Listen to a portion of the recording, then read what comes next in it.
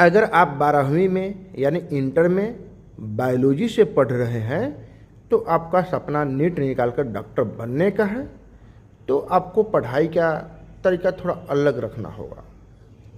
सिर्फ रटने से नहीं बल्कि समझकर और रणनीति के साथ पढ़ने से आपका बोर्ड एग्जाम भी और रिजल्ट भी अच्छा होगा, नीट भी आसान लगने लगेगी।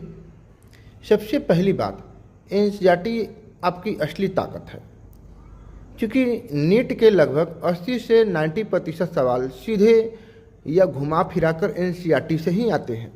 इसलिए बायोलॉजी पढ़ते समय सबसे पहले एनसीईआरटी को लाइन बाय लाइन पढ़िए, हर लाइन को समझिए, क्योंकि नीट में कई बार एक एक शब्द से भी प्रश्न बन जाते हैं। दूसरी बात, डायग्राम और फ्लो चार्ट को बहुत ध्यान से पढ़िए। बायोलॉजी में डायग्राम सिर्फ देखने के लिए नहीं होते, बल्कि वही कंसेप्ट को जल्दी समझने के लिए और सबसे आसान तरीका होता है। जैसे reproduction in plant, human physiology, genetic जैसे चैप्टर में डायग्राम को बार बार बनाकर प्रैक्टिस कीजिए। तीसरी सबसे ज़रूरी बात कि बार बार रिवीजन करिए। बायोलॉजी ही एक ऐसा सब्जेक्ट है जिसमें अगर आप 3 से 4 बार रिवीजन कर लेते हैं तो पूरा चैप्टर दिमाग में फिट हो जाती है। इसलिए हर संडे को पूरे हफ्ते में पढ़े हुए चैप्टर का रिवीजन जरूर कीजिए। चौथी बात, एमसीक्यू प्रैक्टिस शुरू से ही कीजिए।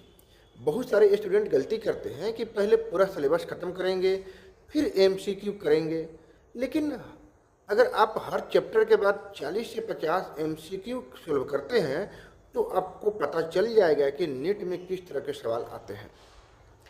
पांचवी बात कि शॉर्ट नोट्स जरूर बनाइए। जब आप चैप्टर पढ़ें तो उसके इम्पोर्टेंट पॉइंट्स, कीवर्ड, एग्जाम्पल और डायग्राम एक छोटे से नोटबुक में लिख लीजिए। एग्जाम के समय यही शॉर्ट नोट्स आपका सबसे बड़ा हथियार बनेंगे। और सबसे ज़रूरी बात, बायोलॉजी को रटने की नहीं, समझने की कोशिश कीजिए। जब कंसेप्ट समझ में आ जाता है तो याद अपने आप हो जाती है।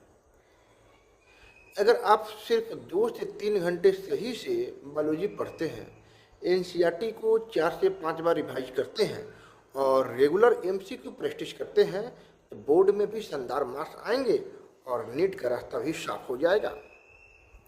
याद रखिए, डॉक्टर बनने का सपना कठिन जरूर है, लेकिन सही मार्गदर्शन और मेहनत के साथ यह सपना सच भी हो जाती है।